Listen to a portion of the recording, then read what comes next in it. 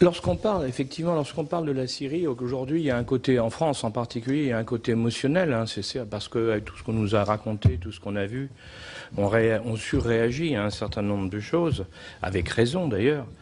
Mais je crois qu'on oublie les bases et les raisons pour lesquelles tout ça a commencé. Et c'est ce que je voudrais, moi, expliquer, parce que je crois qu'il y a 3 éléments fondamentaux qui expliquent ce qui se passe. Le premier, effectivement, c'est Daesh. Comment s'est créé Daesh? On y reviendra certainement très souvent, hein, mais parce que c'est important. Le deuxième, c'est bien sûr la Russie. Pourquoi la Russie intervient aujourd'hui?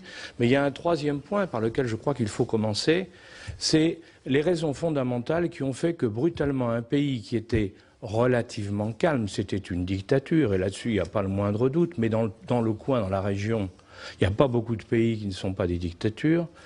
Et donc, c'était une dictature, et brutalement, cette dictature, il y se pose des problèmes importants au niveau populaire. Et alors, on a dit, c'est la réaction des gens contre le régime. Alors moi, je vais vous donner une autre version pour vous faire réfléchir, sans prétendre, bien entendu, qu'elle peut être la seule. Mais je crois qu'il ne faut pas l'oublier, alors que malheureusement, en France en particulier, on l'a complètement oublié.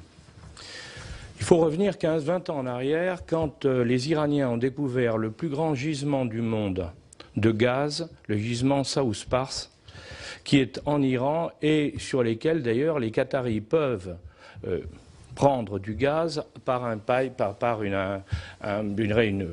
percement à 45 degrés, puisque le gaz qatari, pour la plus grande partie, est situé sous l'Iran. Ça, il faut le savoir. Donc, le gisement South Pars, quand il a été découvert, tout le monde s'est dit c'est un formidable gisement, il faut donc l'exploiter. Et des deux côtés, les Qataris et les Iraniens ont réfléchi comment ils pourraient faire.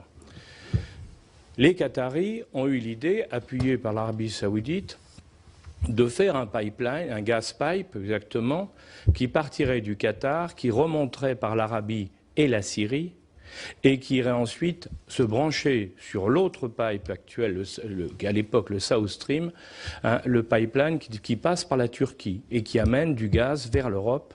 Et c'était un grand projet parce que ce gaz qui allait vers l'Europe par le sud allait permettre de contourner justement la Russie, allait permettre de contourner toute la partie nord de l'Europe. De l'autre côté, les Iraniens, eux, qui voyaient qu'ils allaient avoir une quantité importante de gaz disponible, et n'ayant pas de débouché du côté occidental, ont eu l'idée de faire un gas pipe qui irait de l'Iran par l'Irak, puisque les chiites contrôlaient l'Irak, hein, de l'Iran vers l'Irak et de l'Irak vers la Syrie, pour faire un débouché gazier à côté du port de Tartous, donc en Syrie, et qui permettrait à ce moment-là aux Iraniens de vendre leur gaz vers tous les pays occidentaux, en particulier les pays autour de la Méditerranée, la partie nord, c'est-à-dire la France et les autres. Ce projet a pris forme en 2010. En 2011, le président Bachar a eu entre les mains les deux dossiers. La proposition qatari de faire un pipe qui passerait par la Syrie pour aller vers la Turquie, et la proposition iranienne d'aller directement de l'Iran vers la Méditerranée. En 2011, il y a eu des accords signés, donc c'est tout à fait officiel ce que je vous raconte. Hein. En 2011, Bachar a signé un accord avec l'Iran, a choisi délibérément le pipe iranien, au détriment du pipe de l'autre côté. Et que s'est-il passé? Sans aucun doute, pure coïncidence, 3 semaines après, les troubles ont commencé. On peut donc s'interroger légitimement pour se demander si c'est une guerre de libération ou une guerre gazière. Quand on s'étonne de l'arrivée de la Russie, il ne faut pas oublier, que, je le rappelle aussi, que la Russie a une base militaire à Tartous. La base militaire à Tartous, c'est la seule base russe en Méditerranée. Donc pour eux, elle est totalement stratégique. Et il n'est pas question qu'on y touche. Il est intéressant de voir que les Russes n'ont pas bougé dans l'affaire syrienne jusqu'à un moment précis. C'est quand les groupes rebelles de tous ordres, hein, Jamal al-Nosra, Daesh et autres, sont arrivés à moins de 30 km de Tartous et ont commencé à tirer sur la zone qui était contrôlée par les Russes. Et ça, pour les Russes, il était inacceptable qu'ils puissent perdre cette base. On peut penser que l'intérêt d'autres pays n'était pas exactement le même.